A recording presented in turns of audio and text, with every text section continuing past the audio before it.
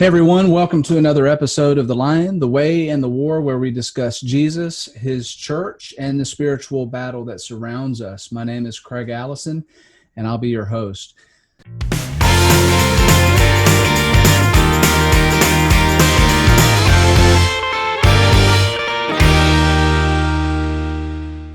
So this is episode 20, and will be the final episode of our very first season. And because of that, I have a very special guest joining me on Zoom from Columbia, Tennessee. Let me take a moment to introduce you to Sheila Butt. So I'm going to give you some information here for our listeners to know a little bit about Sheila. She was born in Rockford, Illinois, and attended East Tennessee State University. She graduated with a BS degree in English with a minor in history. She has also studied Greek and hermeneutics at David Lipscomb University, which is also my alma mater. She's married to Stan Butt Sr., a minister and the executive director of the Tennessee Dairy Association. She and Stan have 3 sons and 9 grandchildren. Her 2 oldest granddaughters, Emma and Grace Ann, are students at Freed-Hardeman University. Sheila graduated from the women's program at Bear Valley Bible Institute and has taught Ladies' Days in lectureships for the past 25 years. She has been on numerous mission trips to many of the Caribbean islands, Honduras, Panama, and Alaska. She taught in the Horizons program for many years and received the K-Battles Service Award from that program. Sheila has written 2 books for ladies and teen girls and co-authored another with several women entitled We Bow Down. Sheila was a recipient of the Golden Pen Award from Publishing Designs for her work on those publications. She's also written articles for Christian Women and been featured in Christian Women for her service as a Tennessee state legislator. Sheila Butt was elected to the Tennessee General Assembly in 2010, serving the 64th District, and served in 4 General Assemblies. She served as co-chairman for the Congressional Prayer Caucus of Tennessee. Sheila was the 2016 recipient of the Agricultural Legislator of the Year by the Tennessee Cattlemen's Association, and she is the recipient, or was the recipient, of the Iron Lady Award by the 912 Nashville Project in 2015.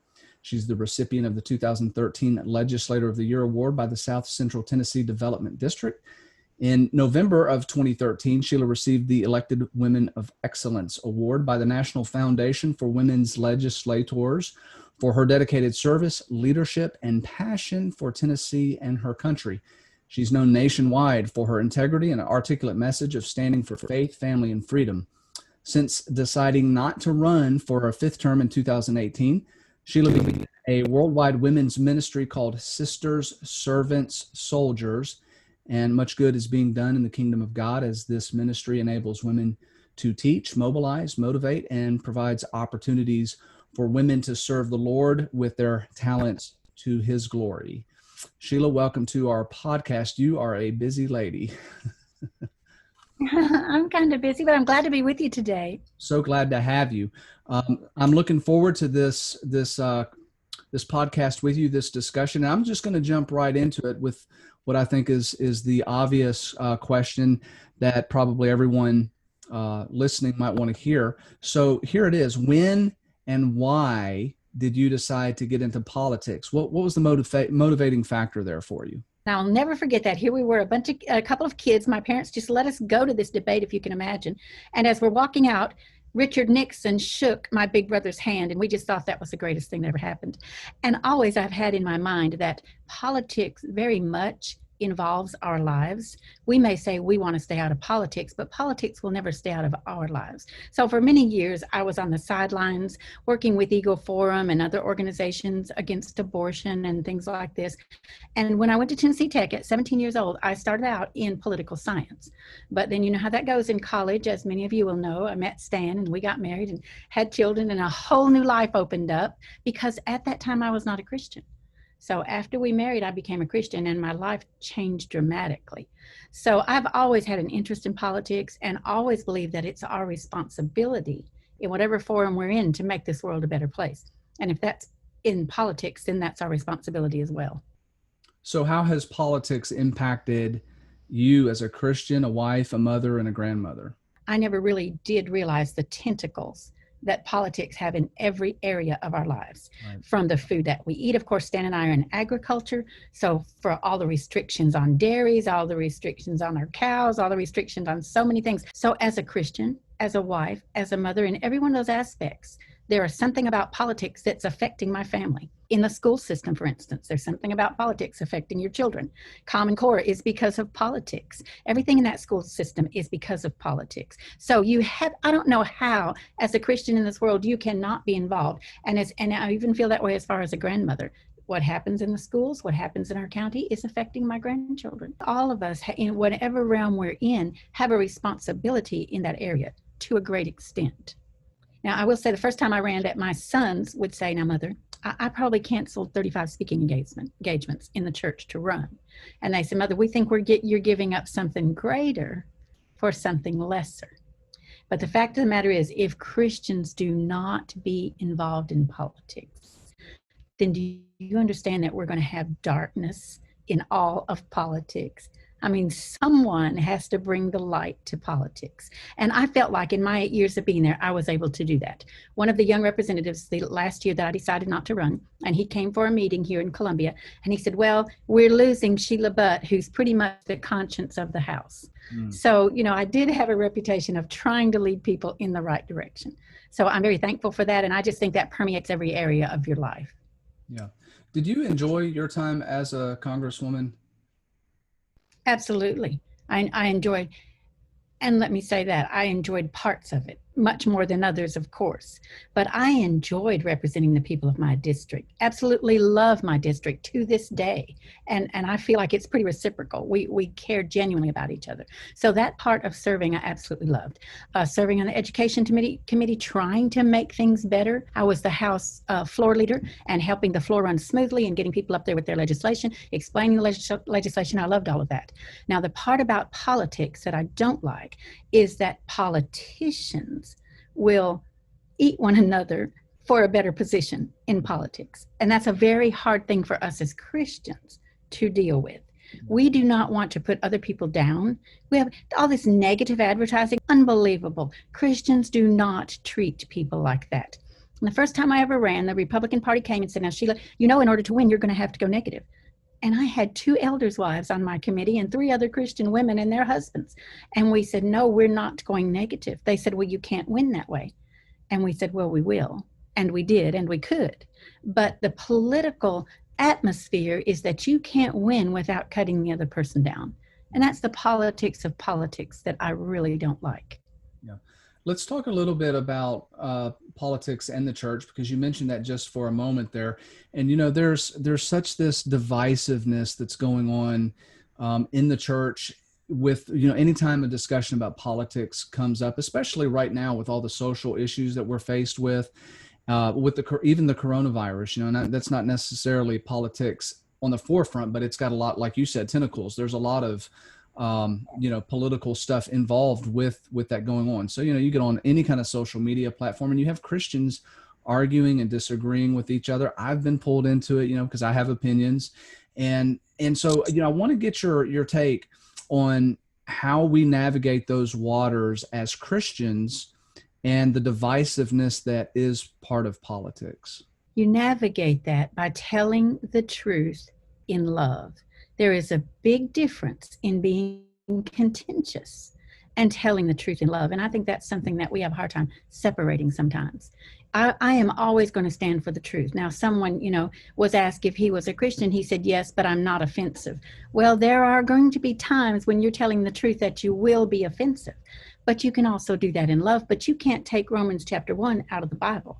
You just can't say that's not there. So there are so many topics that we have to talk about, and we're crazy if we don't talk about them, because that's our responsibility. I mean, the Christians are the light in the world, and if you just let the darkness take over. So it's okay to speak on those topics in love, and I think we definitely should. I think we shirk our responsibility by being so afraid somebody's going to say something ill about that. We can't compartmentalize our Christianity. Christianity is a part of our life. It's a part of our worldview. And if you can't be in a discussion and discuss the Christian worldview, then you may as well not be in the discussion. So I think whether it's politics whether it's on your job, wherever it is. You can't take your Christianity out of your everyday life and just say, oh, that's for Sunday, I'll put it in this compartment. And many times I have to go back and say something, I love you and I care about you. This is what the Bible says. John 12:48 says that by my word you'll be justified, or my word you'll be condemned. We can't be afraid to speak the words of Jesus because they might offend somebody. Mm-hmm. They also might make that person decide that I need to find out more about this. We have to love people enough to tell them the truth, whatever area of life that we're in, politics or anything else. And I guess what bothers me the most is the world has made politics politics. In other words, abortion, that's not politics. Abortion is an issue that the Bible talks about, killing innocent life, murder. Abortion is something Christians should be speaking up against every single day. It's not it's not God that said that's politics. It's the world that says that's politics. So I cannot separate what God says because the world says it's politics. And I don't think any of us should be able to do that. I think we should say, this is what the book says, politics or no. So we really cannot compartmentalize that.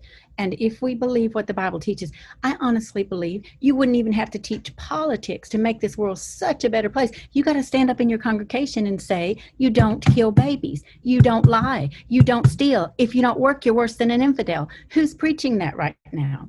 We need preachers to stand up, preach the Bible. The world might misconstrue it as politics, but it's teaching the truth of God's word, and it's not politics. No. So I just think the world has tried to take over what we believe as Christians and call it politics. Yeah. You said something that is of keen interest to me, and this is the idea of, if we truly love somebody, we tell them the truth. If we believe what we read in the Bible, we are under an obligation to tell people. Now, you do it in love and compassion. You don't beat them over the head with it. But, even Jesus, he was offensive to some people. He turned to those that were closest after he had been talking, says, does this offend you also? Or are you upset by my words, because after some of them had left, they walked away, and he looked at his closest like, you guys want to leave too, because what he had to say was the truth. And why was Jesus crucified? It was politics. Yeah. The kings thought he was going to take over their realm. The Pharisees thought he was going to take over their place. It was all about politics.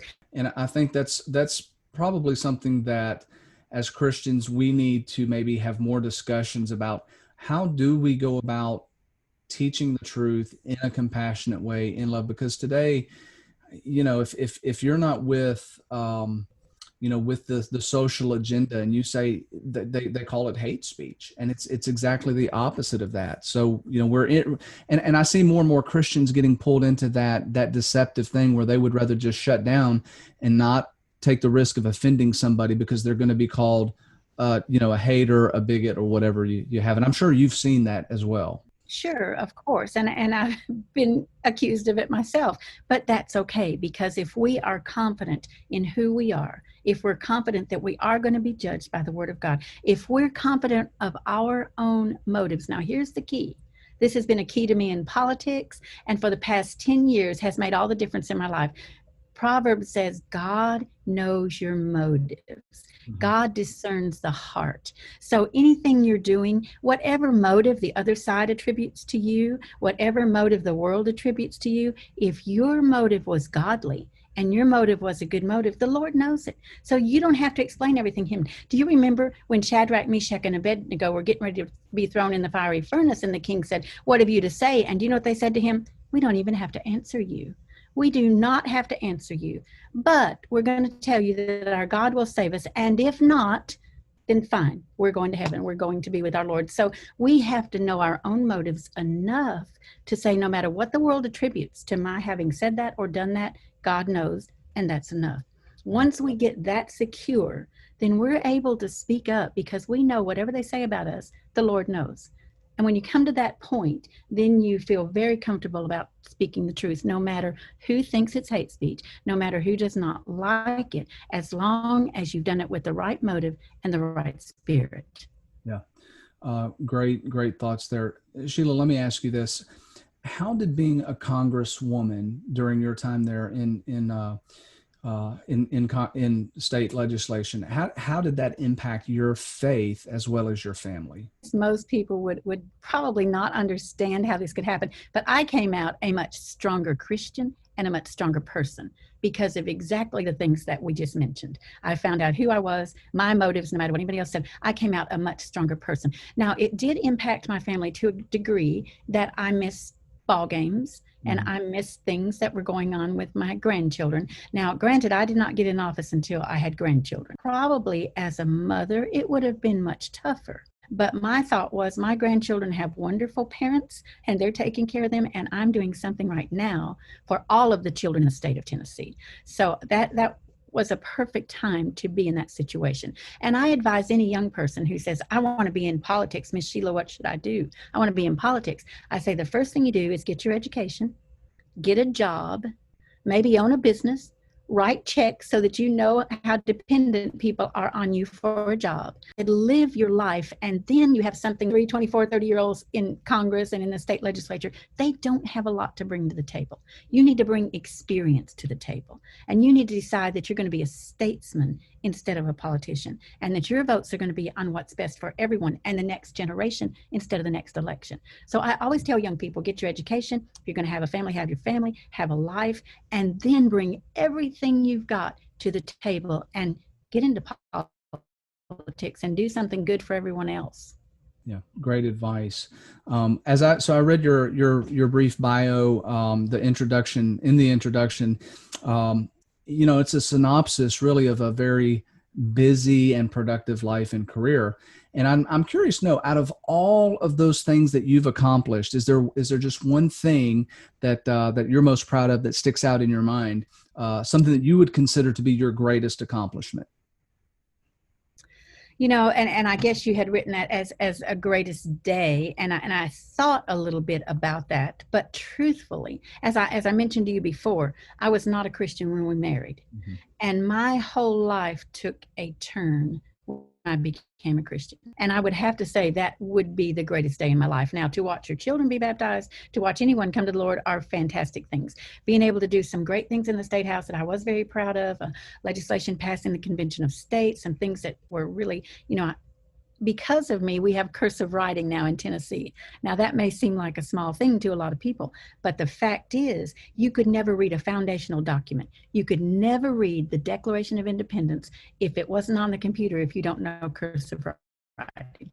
So to me, it was important for educated people to be able to go back and look at a foundational document like the Emancipation Proclamation, which I remember standing in front of it and reading and knowing what an awesome feeling that was to be able to read that kind of writing. Cursive writing should not be a secret code for educated people. It should be something they can go back and understand and be able to read. Absolutely. So that I loved being able to accomplish that. It was not popular when I first started it, and 85% of the people in the state of Tennessee wanted their children to be able to read cursive writing and actually write a legal handwritten signature. So that was great the day that passed, because from now on, at least in Tennessee, our children would be able to go back and read a Constitution, a Declaration of Independence. So you'll learn one thing in government: you can only make small changes at a time. Yeah. That seemed big at the moment, but it's a small change. And so many changes like that need to be made. But it's going to take time, and it's going to take people like me and people who are willing to go up there and spend some years and try to make a difference. I know that there's a lot of people that are very concerned about the direction of our country. Do you have any concerns as a Christian about our future, particularly our religious freedoms and liberties? Oh, absolutely. If I didn't tell you I pray every day and every night about that, I would not be telling you the truth. Absolutely. Right now, we are on the precipice of a time that everything we have taken for granted could very well be lost. Our religious freedom is under attack. You've got to know that when you can't go to a worship service, well, I guess you've seen some of the things where some people were taking their worship services to Walmart. They took 50 people and worshiped in the Walmart. Another group took theirs to Lowe's and worshiped at Lowe's. I mean, closing down church buildings we need to let them understand that that can never close down the church. So we need to be active in helping understand what the church is as well. That building is not the church. So we need to show that, okay, we can go worship anywhere. You're not going to stop us from worshiping. So in lots of ways, this is a time that Christians above all people need to be taking a stand. You know, it's wonderful that we can do this on video. It's wonderful that we can sit and worship on video. But recently, I couldn't go one Sunday. My husband came home. He brought me the Lord's Supper, and it was just going to be me taking the Lord's Supper by myself. You know, that was very odd feeling to me. And I just said, Stan, I'm not going to take this Lord's Supper by myself. I don't feel like this is the intent and the thought of communing together, and I just won't take it today because I was sick and just couldn't do it. But the fact is that Christians are commanded to come together. Now, that doesn't mean it has to be in that building, but if we start, I mean, you look at China right now, how those Christians are persecuted. They have to hide in their homes. Are we going to start hiding in our homes? I mean, there comes a time when we have to say, I'm going to obey God rather than men. And maybe being a Christian in the United States of America today has maybe been too easy. We've had everything. We've had our fine houses and our fine cars, and everything's just been a breeze for us. Nobody has persecuted us. And you know when the church grows the most? Generally when it's being persecuted. Absolutely. So maybe this is a time for us to take an advantage and say, we're going to show the world what the church really is. And it's not what just goes on in that building on Sunday morning, Sunday night, and Wednesday night. And what you just said leads very nicely into the next question that I wanted to ask you. How involved in the political process do you believe Christians actually need to be? As much as your heart and you up there. Well, look at our president right now and everything he takes from the media. I mean, there are people that can do that. And not insinuating that he's a Christian. I don't believe that Donald Trump is a Christian. I do believe he loves his country, and I do believe he believes in God. And that's what we have to have at the helm. Now, what happens with his soul, we can pray for that, and I do pray for that. But we need somebody who can take some ridicule. You've got to be able to take some lies about you. The first time I ever ran for office, there were 17 videos of me pole dancing on the internet. Pole dancing. I've never been a pole dancer, but they could take my face and put it on the pole dancers. Sure. And there were 17 videos of me pole dancing on the internet. So I go to the FBI and I say, hey, we got to get these video down. Well, the TBI, Tennessee. And they said, well, we can get them down. Sheila, it's going to cost you thousands of dollars to find out who did that and to go to court and get these taken down. And the election will be over and it won't help you a bit. And we're just going to tell you that when you put yourself out there as a politician, people can pretty much do and say what they want to. And that has proven true. That's proven true in these campaigns where lies are told about each other. No one's ever held accountable for it. Mm-hmm. So the first thing I would say is you have to be able to let things go. You cannot dwell on what people say about you. You cannot dwell on things like that, or you will not be able to do it. You won't be good for your family. You won't be good for anybody. So the first thing is you got to be very secure in who you are and what you are. Second thing is you've got to go there for the right reasons. In other words, once you get there, if you decide that you want to go up in leadership, then you're going to have to sacrifice your time, your family, everything to be able to do that, because you've got to raise money for everybody else in the House or everybody else in the Senate. And so you've got to decide, are you going there to be a statesman, to make the right votes no matter what, which is an awesome feeling to walk away and know you were the same person that walked in the door 8 years ago, except a whole lot stronger.